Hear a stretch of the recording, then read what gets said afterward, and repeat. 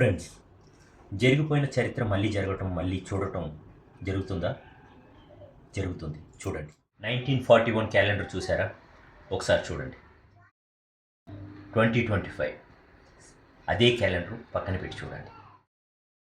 అలాగే same events అక్కడ ఏవైతే జరిగినాయో అదే ఈవెంట్స్ 2025లో ఖచ్చితంగా జరుగుతున్నాయి. చూడండి. 1941 20వ శతాబ్దంలోనే అతి విషాదం జరిగిన సంవత్సరం. 1941 రెండో ప్రపంచ యుద్ధం. నీరు తిండి లేకుండా చాలామంది చచ్చిపోయారు. అత్యధికంగా సివిలియన్స్ని చంపేశారు. ఒక రకంగా మారణ హోమమే జరిగింది. నమ్మలేని నిజం చెప్పన, సేమ్ ఈవెంట్స్ 2025లో జరుగుతున్నాయి. కాలిఫోర్నియా మంటలు, కుంభమేళాలో తొక్కిసలాట, పెహల్గామ్ అటాక్ అయింది. ఆర్సీబీ తొక్కిసలాట్లో చాలామంది చనిపోయారు. ఎయిర్ ఇండియా క్రాష్ అయ్యి చాలామంది చనిపోయారు. Iran Israel war. నమ్మలేకపోతున్నారా? ఇదంతా కోయిన్సిడెంట్ లాగా మీకు అనిపిస్తుందా? లేదు, ఇది ఒక టైం లూప్. అక్కడ జరిగినవి మళ్ళీ రిపీటెడ్గా ఆ 1941లో ఏదైతే జరిగిందో మళ్ళీ రిపీటెడ్గా 2025లో జరుగుతుంది.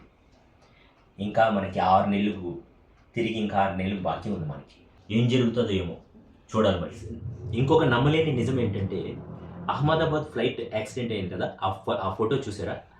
సేమ్ ఇన్సిడెంట్ని మిడ్ డే అనే న్యూస్ పేపర్లో అదే ఫోటో, దానిపైన ఎయిర్ ఇండియా అని కూడా రాశారు. ఆ రోజు ఉదయం 12వ తారీఖు న్యూస్ పేపర్లో ప్రింట్ అయింది. ఆ సంఘటన మధ్యాహ్నం జరిగింది. ఇంకొక నమ్మలేని నిజం చెప్పన, డిసెంబర్ 2024లో చౌదరి అనే వ్యక్తి సోషల్ మీడియాలో ఒక పోస్ట్ చేశాడు. అహ్మదాబాద్లో జూన్ 12న ఫ్లైట్ క్రాష్ అవుతుందని చెప్పి ఒక పోస్ట్ వేశాడు. అది ఆయన చెప్పినట్టుగా ఎగ్జాక్ట్గా జరిగింది. ఇంకొక వ్యక్తి సోషల్ మీడియాలో పోస్ట్ చేశాడు, 2025లో ఫ్లైట్ క్రాష్ అయ్యి ఒక ప్రముఖ వ్యక్తి చనిపోతాడని చెప్పాడు. ఆ ప్రముఖ వ్యక్తి ఆయన విజయ్ రూపాని గారు చనిపోయింది కూడా 12/6. ఆయన వాడే కారు కానీ, ఆయన వాడే బైక్ కానీ అంతా కూడా ఆయన 1206 ఉంటుంది. ఆయన చనిపోయింది కూడా 1206లోనే చనిపోయాడు. అంతేకాదు, అది ఆయన లక్కీ నెంబర్ అని ఎప్పుడు చెప్తూ ఉండేవారు. ఇదంతా ఒక కోయిన్సిడెంట్ అనుకోవాలా, లేదంటే మిస్టరీ అనుకోవాలా